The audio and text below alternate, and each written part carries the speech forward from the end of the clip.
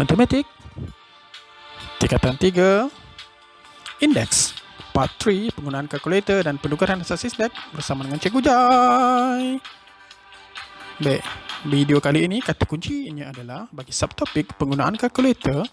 Yang pertama adalah simbol kuasa di dalam kalkulator, dan yang kedua tipsnya adalah jika perpuluhan atau pecahan kita gunakan kurungan.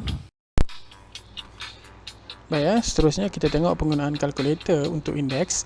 Okay, seperti mana kita dah maklum sebelum ni, jika 5 kuasa 6 maksudnya 5 tu kita darab 6 kali. Jadi untuk kita tekan kalkulator, asasnya adalah 5. Kita tekan dulu asasnya, kemudian kuasa ni simbol ni lah. Okey, simbol kepala anak panah ke atas ni, kemudian 6. Okey, maksudnya 15,625 ni adalah 5 kuasa 6. Sama dengan 5 kita darab dengan 6 kali. Okey, 6 kali sama juga jawapannya. Okey, 15,625. Begitu juga kalau negatif. Kalau negatif, kita ingat kata kuncinya adalah kita mesti menggunakan kurungan. Kuasa negatif 2. Okay?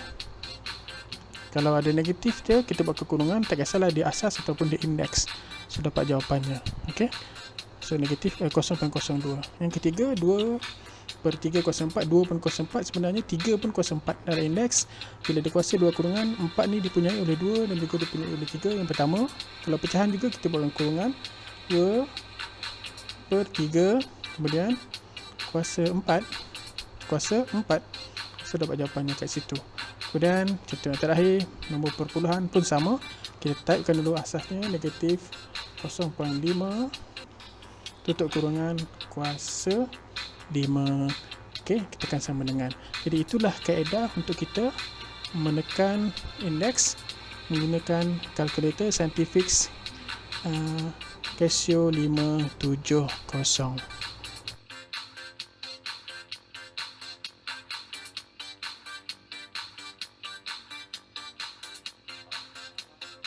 Dan seterusnya, subtopik kita yang kedua, penukaran asas indeks. Kata kunci yang cikgu tekankan adalah kaedah pembahagian berulang, iaitu PB. Jika nak tukar asas 4, PB perlu diulang terhadap 4 sehingga dapat nilai 1. Dan yang ketiga, asas tak boleh tukar jika PB akhirnya tidak dapat nilai 1. Cuta juga. Cubalah buat. Selamat mencuba.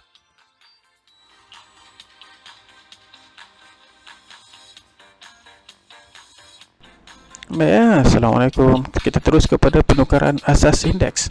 Kalau kita lihat di sini, satu nombor 64, asasnya adalah 64, indeksnya adalah 1.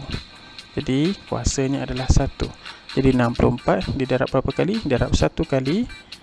So kita akan dapat kuasa 1. Okey, kita nak tengok hari ini macam mana kita nak tukarkan asas indeks ini kepada 2, 4 dan 8 menggunakan kaedah pembahagian berulang. Jadi kalau kita tengok kat sini, macam mana kita nak buat? So, senang saja. Letakkan 64 bahagi dengan 2, dapat 32, dan kita teruskan bahagi sehingga kita dapat nilainya 1. Kalaulah kita bahagi tak dapat nilai 1, maka kita tidak akan dapat menukarkan asas. Okey. So hasil kita tidak akan dapat seperti macam inilah 2 kuasa 6. Okey, sebab apa 2 kuasa 6? Sebab dia bahagi 6 kali. 64 bahagi 2, sekali kita bahagi, 2 kali kita bahagi, 3 kali sampai dapat 1. So 1 ni mesti kita dapat kalau kita nak dapat satu nilai yang tepat, yang betul untuk penukaran asas nombor. Jadi bila kita dah tukar bahagi dengan 2, maksudnya kita nak tukar dia kepada asas dia 2. So ni 2 asas, 6 adalah indeks ataupun telah didarab 6 kali. 2 darab 2 darab 2 darab 2 darab 2 darab 2 sama dengan 64. 64 ke atas. Okey, seterusnya kalau kita nak tukar kepada asas 4, bahagikan dengan 4 sampai dapat 1. 64 bagi 4, 16. 16 bagi 4, 4 tak bagi 4, 1. Berapa kali kita bagi? 3. So 4 kuasa 3. Kalau kita bahagi tak dapat 1, makanya kita tidak boleh melakukan penukaran asas lah tu. Okey, kita akan dapat jalan buntu. Jadi 64 nak tukar ke asas 8, bagi 8, dapat 8, 8 bagi 8, dapat 1. Berapa kali kita bahagi? 2 kali. So 8 kuasa 2. Kalau kita tekan kalkulator, kesemua nilai ini adalah nilai yang setara. 64 kuasa 1 sama dengan 2 kuasa 6. sama dengan setara 4 kuasa 3 setara dengan 8 kuasa 2 menggunakan kaedah pembahagian berulang, dan kata kuncinya adalah bahagi kepada asas yang kita nak. Berapa kali kita bahagi, kita akan duduk sebagai indeks dan mesti dapat nilai 1. Kalau kita bahagi tak dapat nilai 1, maka kita tidak boleh menukar asas tersebut.